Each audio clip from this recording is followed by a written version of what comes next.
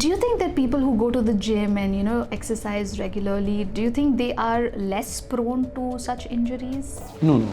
People who go to gym, they are very much easily prone to get injuries. Crackling joints is good, but crackling joints with pain is not good. What's that one big misunderstandings that people have about sports injuries? See, the sports injuries usually happens if they have not done their homework properly. They should not push themselves too much because they having a lot of demands nowadays, competition. They're trying to push themselves too much, and they'll get a pain. That pain should be, knocking for them. Doctors posting on social media, it's more about, what gets them the clicks and people like quick fixes. I find the real ones who know what they're talking about not on Instagram much. What's that one habit outside training that has helped you stay injury-free longer? And I think when you come back from surgery, like rehab is so important. Like rehab is the most important thing.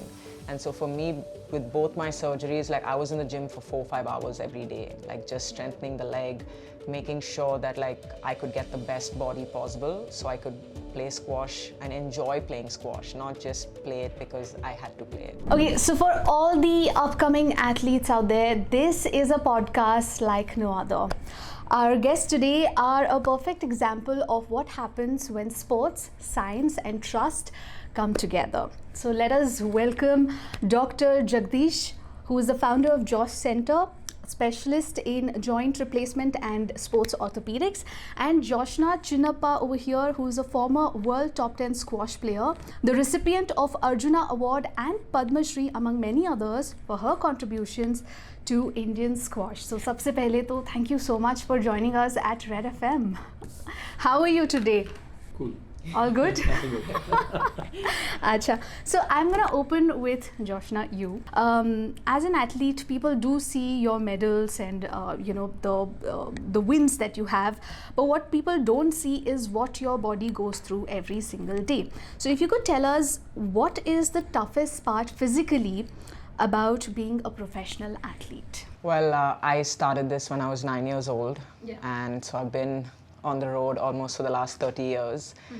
And of course, like being a pro athlete, you are definitely pushing your body day in, day out, multiple years in a row. And it helps to have, a great team around you. So of course, I work with a really good coach, a fitness trainer, physio, and of course, having top quality surgeons also in your team really helps, especially for me, since I've had 2 major knee surgeries. To be able to, play and sustain at the top of my game.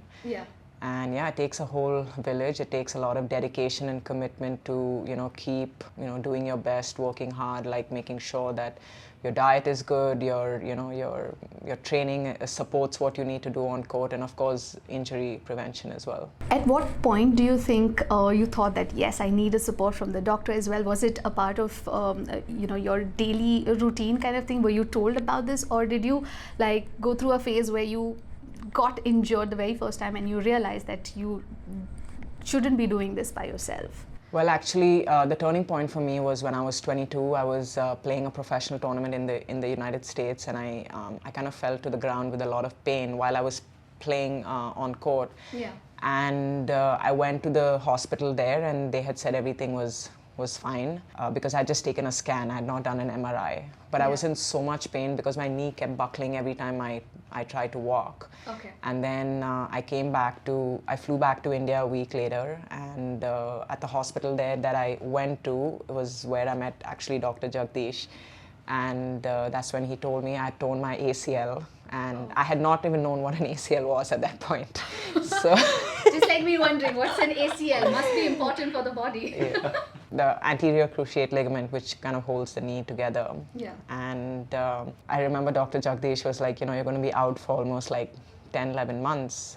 But you were already told that everything is fine and you were sent. But that was the scan, because usually the scan does not read like the ligament stuff and things like that. So I had to do the MRI, which I did. And I remember thinking that like, I just want to go home because I was quite devastated to hear that, because obviously everything comes to a standstill and things like that. And my mom didn't take me home because she was scared I won't come back and do the surgery. and that's it. And the, doctor did the surgery, and honestly, things only went uphill for me from there, like upwards rather. Yeah. Superb. Okay, so Dr. Jagdeesh, my question to you is, so when as she was narrating this story, you seem like you have heard this story from every single athlete who you have worked with. So, what's that one big misunderstanding or a bunch of misunderstandings that people have about sports injuries? See, the sports injuries usually happens if they have not done their homework properly. The first step is, they have to stretch out properly. Stretch is properly important. Without stretches, they will not get you to the next level of things. You should not get it. And then strengthening. Okay. These two is important for a comeback to the, if they want to play without any injury. And then if they are going to be excessive playing strength, too much of play, that is the time they should take a break. Okay. They should not push themselves too much, because they having a lot of demands nowadays, competition. They try to push themselves too much, and they'll get somewhere they'll get a pain. That pain should be the knocking for them. They should immediately get into consultation. What's happening, the pain that might be which is going to be a little grave in the future, which they have to get in attention for that one. So okay. Getting checked out and always taking a break in between, when they're long stretch, is very important without getting injury. Has there been any moment, if you can quote an example of someone who has ignored such a pain and things have just gone south from there? Yes, I have a mini thing. One of the very good example is a pole vault champion, Indian pole vault ex-champion, and she had a lot of knee pain in the front, and especially because the problem is in the repetitive stress in one part. Yeah. See, they have to jump, height. Sergey Bukka? Heard about him? Sergey Bukka. Okay. He was one of the pole vault champions. So he had a lot of fan followers, and so many people wanted to become like a Sergey Bukka, and that's how the pole vault became very common, very attractive athlete at the time, sports. So they had to land and jump for the height of more than at least 30 feet, 25 feet above that one. So when they have it, the die, so they will get an injury to the kneecap because of repetitive. So that to have once if they're getting that pain, they have to balance it with the strengthening exercises, and they should take a break. Because the repetitive, if again the pain starts happening, the cartilage get damaged. It had happened to one of the national athlete of mine. Okay. So then I had to intervene in that, and she took a break for quite some time and restarted her again, and she won a few champions after that one. Okay, superb. Okay, so as an athlete, I think this is something that you struggle with. Yes, there is pain, but you also have to push through. So how do you sort of decide, how do you take that difficult decision of when to stop and when to push through the pain? So again, it comes back to, when I did the surgery the first time with Dr. Jagdeesh. Actually, after the surgery, I don't know if you remember this, doc, but you came to the room and you were like, I can't believe you're a top athlete. And I was thinking, he probably thinks I'm such a nice, down-to-earth girl. And he goes like, I said, why? And he goes like, you have no muscles. And yeah, and I remember that moment because it was such a turning point in my life that, I had played so much until then, and I had managed on my skill, but physically I was actually not up to the mark, which actually caused the ACL to tear. Was because there was no support for the joints because the muscle was so less. Yeah. And after that moment is when, after I obviously left the hospital and I decided where I was going to do rehab. I worked with a really great rehab guy, and I just made sure that I was going to start from scratch, and I was going to do so much to get like a really strong body, because if I can be a great athlete, then the sport will come naturally to me. So that was my goal going into rehab after the surgery. Okay. And after the surgery, and when I started playing again, like, touch wood, I had no pain for like almost 12 years. And I'm not someone who will push through pain, because I know if there's any pain, it's not good to push through that. So I'm usually someone who will take a little bit of a break. I'll do rehab and things like that, because I know if I keep pushing through pain, it's going to get worse. Okay. And then it's going to cause me to be out of the game for a really long time. So that way I was very good with listening to my body and knowing what was a good pain to push through and what was a pain that I should, take some time off with. And what was your strategy before this? Like this is the after story, right? So before this, how would you be? I mean, did you always ignore the pain, or how did you? Yeah, so actually it's interesting because a week before I tore my ACL, my knee was hurting a little bit. And I just put it down to like I'm sore and, you know, I've not stretched properly and things like that. So there was signs. I ignored it a little bit because it wasn't too bad. But like doctor said, when it comes knocking, you got to listen to it. Yeah. And in my case, it was a full tear. So surgery was the only way for me to get back to playing professional sport again. Doctor, coming back to you, you treat not just the athletes, but also like regular Bangaloreans, people like me. And I've realized that after a certain point, when you go down the stairs, also you start experiencing a little bit of pain in your joints and things like that. So I don't know where to draw the line. But do you think that sports injuries and lifestyle injuries are sort of becoming similar considering today's lifestyle? See, nowadays lifestyle is people wanted to be weekend players most of the time. Yeah. So they do not get trained, but they jump in the weekend, they directly go to the play. So this is what is happening now, because without training, proper training, without getting out to the, without not to get injured, stretching all, so they jump into the play. Either it might be IT players or regular common people. Yeah. This is regularly pretty commonly happening. So they get tired very easily. So they have to strengthen their whatever the muscles, whatever the play they want. They might be playing the cricket, or they might be playing the squash, or they might be football, or cricket, or badminton, whatever it might be. The particular muscles has to be strengthened before that. Without that, definitely they'll get injured very easily. Do you think that people who go to the gym and exercise regularly, do you think they are less prone to such injuries? No. People who go to gym, they are very much easily prone to get injuries. What? Yeah. Yes. Okay. Yes, this is quite a different which you can hear about it. But yes, because see, they have got a muscles bulk, but they don't stretch out. See, what they will do is they just go and they flex the muscles, they get the bulk, but they invariably whatever they cannot stretch out. If an example, I think it's very common, it goes in the internet. You ask your bodybuilder to touch you the center of the spine, he will not be able to do it. But whereas in a yoga guy can able to turn or twist everywhere. Right. So that is what the life is about it. So they don't get injured of the ligaments so easily.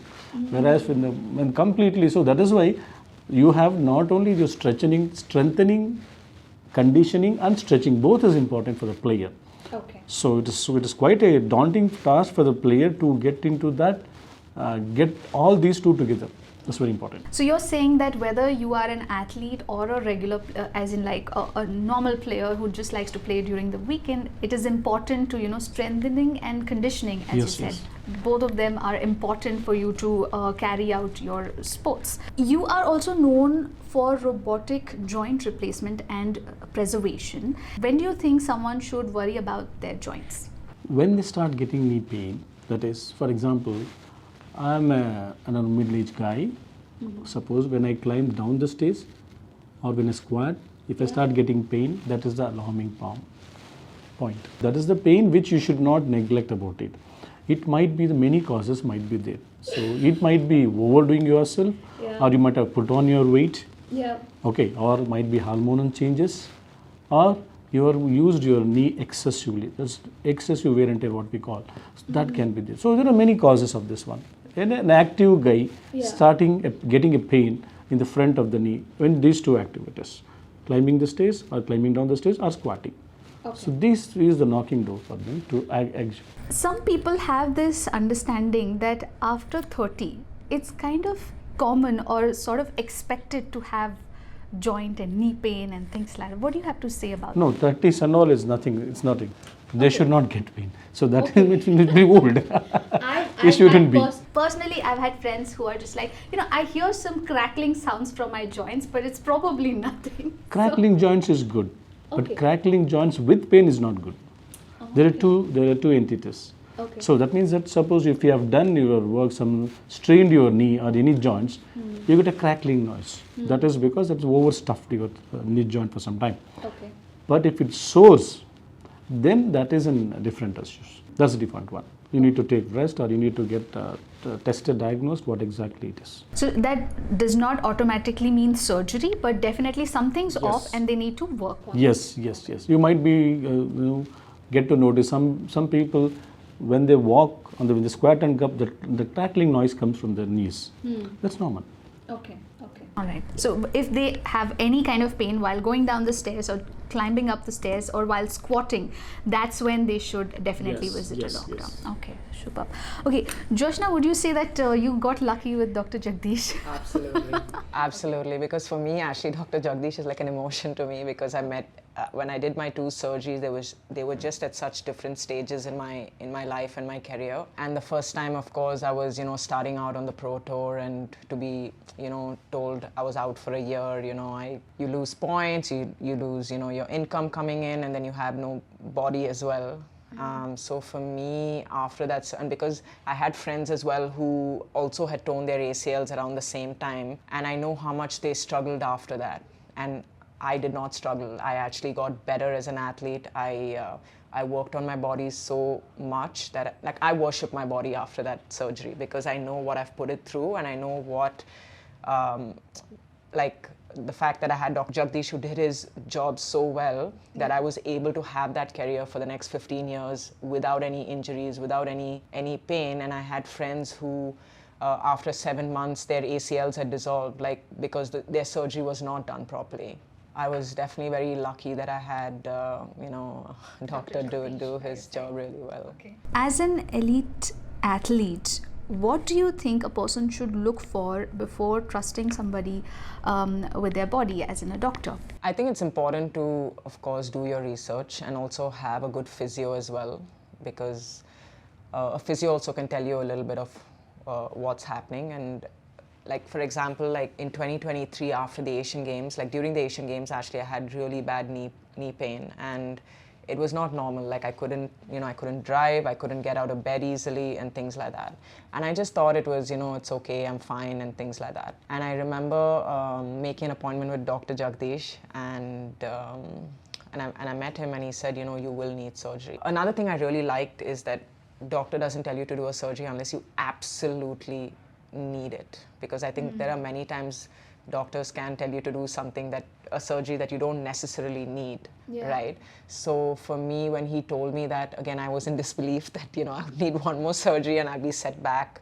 And I took a second opinion as well, because I was in the middle of my career, and I was like, this is going to set me back by 2 more years, and I'm already at the later stage of my career.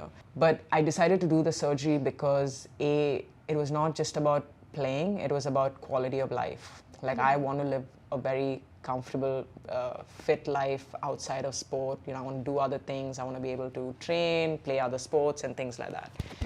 And but Dr. Jagadeesh was like, you're going to come back to playing in 5 months. And so I ended up, I trusted him. He did the surgery, and literally 5 months later, I won the Asian doubles championships. So things like that really helps, where you have faith and you trust the person that you're going to work with things like this. It's very important, absolutely. Okay, so very quickly, if you could highlight for us the top 3 or the top 5 pointers that was like a green signal for you, that you can 100% trust Dr. Jagadeesh with the advice that he was giving you. I think the second time around, the first time was different because I had to do that surgery. There was no other choice. But when the second time around, when I had met other surgeons as well, they were giving me short-term plans where I'd be okay for 6 months, 7 months. And for me, life is, if I'm lucky, another 20, 30 years of good quality life, right? So for me, I was thinking more long-term. And this was just going to be a short-term setback for about few months. But in the long term, I was going to have, like I say, a brand new body, right? So for me, it was more on that line. I wanted to do things outside of sport, even if I don't get back to playing again. But doctor had so much faith that I would come back to playing, and that's when I was like, oh, okay, if he thinks I can come back to playing, then maybe I can come back to playing if I do the work, if my rehab is good, if I'm motivated enough to come back to playing on court. So And what made you give her that confidence? Does it happen that doctors say yes. that just like that so that the patient doesn't feel scared? In any patient, when they come inside, we'll read first their mind. How is the patient going to be? The first will come to know about it. How the positive they are. So when I saw, I think Joshna still remember, even I also remember that one. I think the first time when I told her that, when I was examined, I got a call from many of my colleagues. You are going to hand one of the elite athlete of India. I was thinking Joshna is coming. I was not knowing about, actually, to be frankly about it. Joshna, okay, you are the future of Indian squash is in your hand. I said, I just laughed at him, at the people of my doctor, because she is very quite at the very top of the position at that time. And okay, I finished my surgery and I've examined, and I said, I think before surgery, I examined and I said about it, I don't believe you are a very good, strong athlete. I said straightforward on her face. And because that was quite, what the reason was, like, I was a little bit upset. Why our all athletes, they don't have a strengthening things and all. That was main. They got a skills. See, because when I got trained in 1990, 2008 and 9 in Johannesburg, they give a lot of importance for strengthening. See, the surgery takes somewhere around 70%, means the 30, 70, 40% remaining comes from the athlete. They have to do strengthening, because surgical comes from it's my job to give a very good. But the next is the people, the sports people, they have to take about it. They don't take much serious about it. They are only play skills. They have got a lot of skills, but not strengthening. That is why Indians players are not so much of not doing very good at the high level, is because somewhere condition is very less with this people. So I didn't know that, because I didn't wanted to tell her direct, but it was later take it as a very seriously. But from my point, if she does it very negative way, then I'm gone. I thought, okay, whatever, let it be. Then I thought she took it very positive. That was my real good luck, I should say that. Yeah. My goodness, she took very positive. And the next thing, 6-7 months, I could see the transformation in her the thighs muscles when I was examining her. I could see what I'll see the bodybuilders, what they could see, the medial hamstrings, everything I could able to get from. That's the strongest point which I could take. Even when I do presentation, I always used to show that one, how strong an athlete used to have. They should have it, especially the plays, contact plays like in squash, football or whatever. They should have a very strong muscles. So you're saying that this is sort of like a trend that you saw in Indian athletes itself, that they did not work on their core strength as such. Okay, quickly, if you could tell us a few ways through which any aspiring athlete can get something like this checked before they begin their journey, or during their journey, before they are entering a very important tournament or something. Yeah. Again, recently, just last week, I did a surgery for a Karnataka state player who injured the similar leg thing. So I had the similar. See, there are two might be people. One is people who want to be conservative, and other people who is really want to be in the speed. Put the sports guy into back to the field. Okay. Yeah. So I'm like a guy. I'm not too conservative. I am a radical guy. I don't want to put them into the sports. I make them understand. Look, when you have a ligament two injuries or whatever, so God gifted. God has given two. Why you can be dependent on one? You cannot. You are going to be injured again.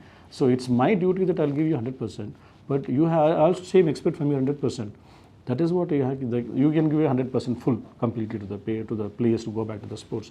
So that's a way same thing, which I in the second time when Joshna she was very reluctant, give a negative. No, it's enough for me to be as a coach or something. No. You have got things. I am very much guarantee about it. You can go back, but just wanted to have an advice or listen to me what exactly. So that's what has happened. Every step, I think we were talking about it, when you have to climb stairs, when you have to avoid. So one thing I get really scared about Joshna is, whatever I say, 100% she listens. That's where I get scared. If something Scared? Why? see the patient, see the people, if they're very too much of obedient, also a little difficult for you, because you cannot face them if something goes. So that really, like you say, if I tell I should see you on this day for a consultation, she used to be there. And if I say that you should not do that, no, she never used to follow it up. So this is very important. So compliance of a patient or an athlete is very important, so that you should not take a negative, or you should not overthink yourself or do Google or something. No. Google is a different. This is different. Practical is different. So you have to be the practical, the person who has done it, who has experienced it, and giving you 100%. Do you think that your approach is different for someone who is like a world-class athlete and someone who is like a regular player? Approach will be the same. Approach doesn't change anything about it. Some people come and approach, yeah, you have done this one, you didn't know how did she goes. No, that's what I said. When I say somebody, when I do an athlete or a non-athlete, approach is the same. But only thing is the next carrying forward again, like how conditioning, the properly taking the therapy, rehab is very important. See, nowadays, what we all used to do is we take a graft from our own body. That's autograft, what we call. Autograft. See, that time they were not having any idea, and nobody had an idea at that time. They were not having Google access to see which is a graft which is very good for the body. Nowadays, they will come and directly dictate us. Doctor, can you take this graft? Can you take that graft? That is not your choice. You have to leave it to me to take what is the graft you wanted. Okay, what is the graft you wanted? Listening to AI first, doing their own research and coming as half doctors. So once if their mind has completely 50% blocked, they're not able to receptive what we found about it. Yeah. And somebody also they'll come and can I get an artificial graft? They'll ask about it. So that is the thing. What is you're not supposed to take about all those things. You should leave it to the doctor. Yes, I will tell people, any athlete people, artificial grafts cannot be given to any people, athletes and all. Yeah. It has to be given to the separate. It has got its own role. Yes, it will be good for 1 year, 2 years. After what you will do? See, look at Joshna, 15 years, 20 years, it will be very much perfect in the body. Yeah. Whereas these artificial grafts, they'll stay for 2 years, 3 years, and after that you start getting the problems. That nobody knows about it. But why would they even want an artificial graft? That is the problem, because what they have been convinced in the market that you don't need a graft to be taken. Your body does not lose the muscle. If body muscle loses, then you have to go to do a lot of exercises. Yeah. Why do you want it? They are not thinking about it. You see, the body is the one which takes its own graft very easily, rather than the artificial. Artificial doesn't go with the body. It has got its own reactions when it cuts. Yeah. And it's got life also. It's not going to be 110 years or 20 years. It has got a shelf life, what we call. After that, it will become stretch out and it starts. Okay, what would you say are some of the other mistakes that people do, apart from the graft thing that you just mentioned? What are some of the other assumptions people have? Yeah. Immediate of the post-op period, what they do is, they will Google, and first they say that, so this week's, I think by around 2 months, I should be able to do sort of bending and lot of playing. No, that is what it is. They are doing deliberately mistakes and all about it. They shouldn't do that. Every surgeon and every case surgery has got its protocol, what we got. See, to the protocol, what we follow to the Joshna is same. It's a standard protocol. There is some period where we usually give a body for whatever the graft which we have done to the patient. It takes its time. For example, when somebody wants to become when egg is given to the womb to come out, it takes 9 months. You cannot expect in 5 months, right? Okay. It is a protocol which has been given over there. So 3 months is the period what we give the ligament to get into the bone, and that is the period where we get a little slowly flexibility. If you start doing it more exercises, that will become lax. So we took a very constant, very slow drive, gave the time for the ligament to get incorporated to the bone, and then started strengthening condition. So at the end of 5th to 6th month, they can go protect the sports. But doesn't mean that immediately they start getting more, working, everything. No, they shouldn't. That is what they mistake. Immediately they do go to the Google. Those days not happen. See, when I was operating, we hardly had 4 to 5 surgeons in South India where we were operating and all. But nowadays, a lot of surgeons have come, young surgeons. They want to show immediately. They have Google. They keep everything posting the things. And all shortcuts. No shortcuts happens. I think when it comes to doctors posting on social media, it's more about what gets them the clicks, and people like quick fixes. I find the real ones who know what they're talking about not on Instagram much. Exactly. Actually, to add to Dr. Jagadeesh, I remember even when I was doing my rehab with my ACL, like doctor said, there's a protocol, like 5 months you're at this stage, 6 months or 7 months you're at this stage, and I found that I didn't match up to it all the time, and it was okay, you know, because some people will tell you got to be at this, and this, and I think everyone's body is different, and everyone's healing process is, you know, different. And for me, there were times I couldn't bend my knee all the way back, and I remember a particular physio putting so much pressure on me that, you know, why are you not bending all the way back? And I panicked because I thought, am I not on the right direction? Because it's already taken a lot out of me, right? Like you're building from scratch, learning how to walk, learning how to strengthen your leg. So I would call Dr. Jagadeesh panicking, like, am I okay? Is my leg okay? Like, you know, am I healing in the right way? And he would just be like, you know, you're absolutely fine. Like, we had a lot of conversations at the time. Every 15 days, every 3 weeks. Yeah, and it's okay if it takes a month extra, Yes, a few months, a couple of months extra. I mean, for me, it was like, you're already anyway sitting out for 7 months. Yeah. What is the big deal in strengthening your leg 6 weeks more? It's only going to help you, you know, elongate your game or your career. So in moments of doubt, what's something that kept you keep the trust in that you know, and just to feel that you are in safe hands and I should just follow the protocol? So I trust myself first. I trust what I can do and what I'm capable of doing. Yeah. And the people who are the professionals I trust them as well. Okay. So it does not matter what the outside chatter is. If someone who is the professional is helping me, then I only listen to what he has to say because he's the expert in that field. I'm not an expert, right? Like I can only listen to what, even like my rehab person, like if he tells me that, okay, you can maybe do single leg jumps today and I don't feel ready, I will still trust him and do what I can do because he's saying I'm okay. So the same thing even with my surgeon, if he's saying you're on the right path, I will, you know, make sure that I feel better, right? Because at the end of the day, when you're kind of down in the dumps, it's only the people around you who are going to lift you and motivate you. So for me, it was, you know, Dr. Jagadeesh, my physio, and And trusting the process. yeah, exactly. And what Joshna had, second surgery, is not easy, it's a simple surgery. It is little bit very high complicated than other one, the first one. Okay. Yeah, because it's a regular part where she uses her knee regularly for the playing. The cartilage has to support. Those are all challenging one. Yeah, that's what she had a lot of, you know, the thought at that time whether will I come back to the sports again after this major surgery. Yeah, that's what. So doctor, I think being in that position to bring someone from the state of injury to an active, not just walking, running, but also an active playing condition, like what goes through your mind? Is that a part where you feel stressed or? I feel very happy because I always wanted people like that one. Okay. Because I have seen a lot of people, I've got a few examples also, when they go down. When I was treating Darren Sami, he was completely down. You know, he will the same thing if the news goes outside, then I will be out of my career for 5-6 months and huge amount will go for them. You know, that is not simple, you know, for them. Again, to come back, you have to go a lot of tests again. So, and making them believe, for me it's a surgery, but for them it's a life. So putting them back to the life is, you know, where I get the challenges. I like the challenges. I tell them, yes, look, I'm there for you, but you support me. I'll give you 100% from my side, but you should support me. Once if you do, then the rest of the things is very much easy. Because I don't leave the people, you know, suppose when I operate on somebody, you know, if they're going down, those are the people whom I'll catch them.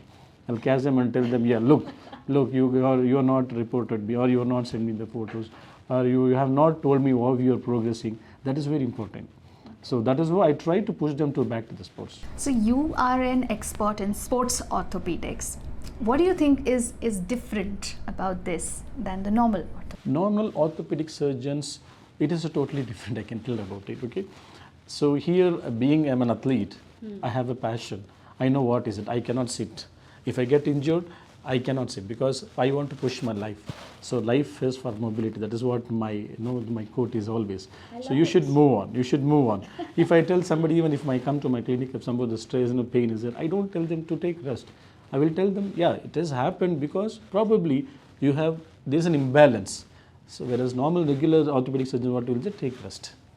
So that is not the way. So I go in a different way. So no rest, but act as differently.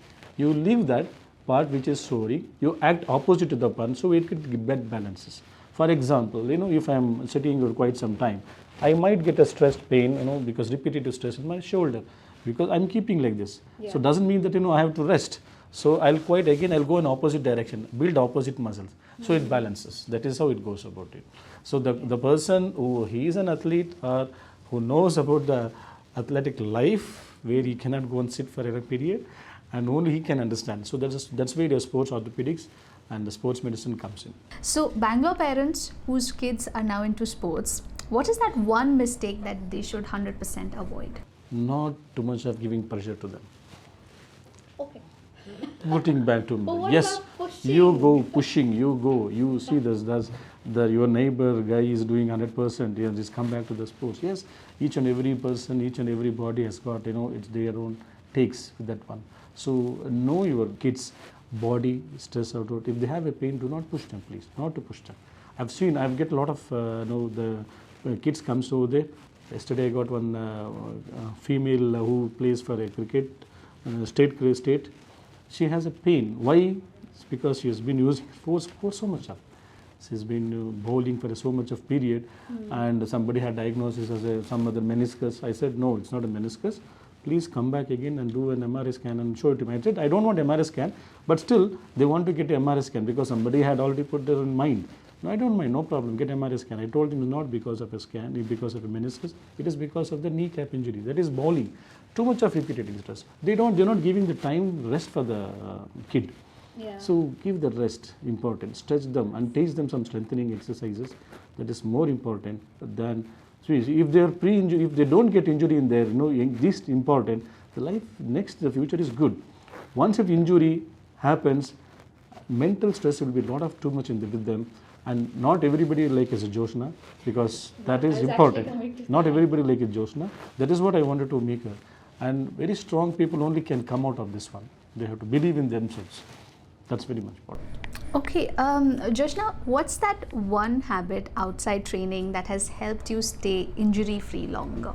Well, again, it comes back to the ACL for me, when that was like a turning point in my life. So I always wanted to make sure that I looked after my body. So it's not just about weight training, it's about what I do outside of the training as well. So cool down, warm up, getting in the pool, making sure that that I stretch well, things like that, so that I wanted to enjoy my time on court. I didn't want to play with pain, play with that, like doctor said, that pressure that, is my body okay? Is, that pain is annoying me, that little niggles that we all get. So I made sure that my diet was good. I was very consistent. I still am today. Like I still have the same routine for the last 20 years. Nothing's really changed other than when I go play tournaments, of course. Yeah. So I think just being, like I said, consistent, putting in that work day in, day out. Like I know that I need to do this many gym sessions in the week.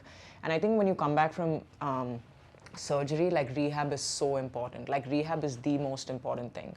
And so for me, with both my surgeries, like I was in the gym for 4 or 5 hours every day, like just strengthening the leg, making sure that like I could get the best body possible so I could play squash and enjoy playing squash, not just play it because I had to play it. So post-surgery, once you got back on the field, back of your head, did you get that little voice that said, what if this happens again? I should be more careful or something like that? No, not at all. Because like I said, when I've done the surgery, for me, I'm like a brand new human being, so I'm not worried about anything. And, at that way, anything can happen at any point. So I want to give myself the best chance to do whatever I can. And for me, sport is such a limited life. It's a shelf life. So I want to make the best out of it.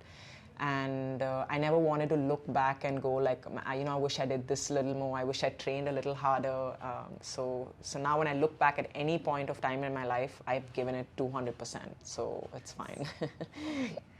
So as a sports orthopedic, definitely you have come across people who want to give up and they have this little fear in their head. What's something that you tell them, or what's something that you do to push them to get back on the field then? First of all, I tell them to take into confidence.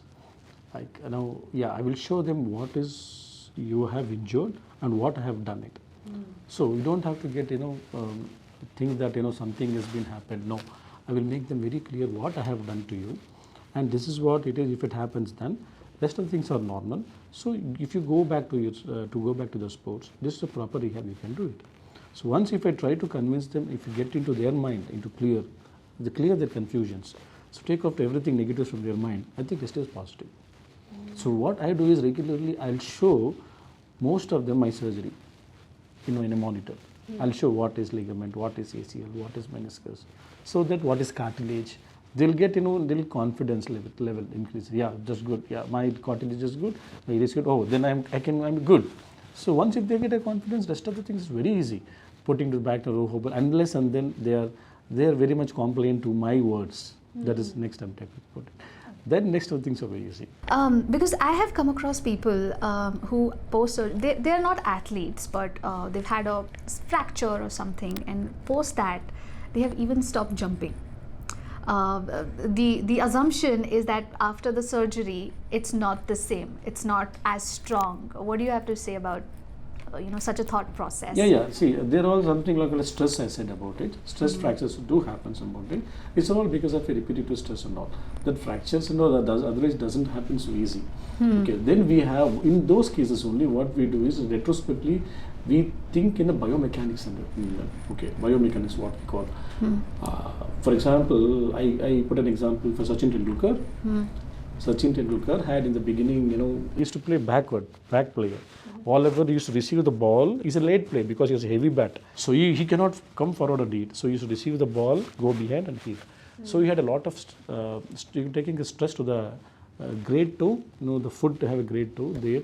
There a small fracture was happening at that time. So that is a period where he was getting. That's called as a stress fracture. It happens. Okay. It happens because of repetitive stress. So then that we cannot we cannot fix all this one. These cases, what we do is we analyze the biomechanics and see how to come out of that. Because if you operate this, they're going to be very much more worse. So our surgery is not the one which a direct solution for some cases, not in all cases. In these cases, then we have to treat them as a biomechanics, what they are doing it, then change their style of playing. So it will be easy for them to come out. So then he was made to forward play, and then that's different. As we come to the end of this podcast, Joshna, I'll start with you. What's that one message that you would like to leave Bangalore with when it comes to sports and health? Well, just what's worked for me is really looking after your body. Doing that work, it is boring. You got to do the same thing day in, day out. And yeah, just, if you're not a sports person, just going for walks regularly, trying to get into the gym, just being active, watching your diet, health also. The lifestyle also is important to complement and support the body as well, and I try and watch my diet as much as I can, and since I play it, like I punish my body quite a bit every day. It's important that I treat it right outside as well. So just look after your body, enjoy it. It's really fun to be fit. So what about you? What's that one message that you would like to leave for Bangalore in terms of sports and health? Yeah, there are a lot of youngsters, middle-aged players and IT guys. That is the way the Bangalore crowd is about it.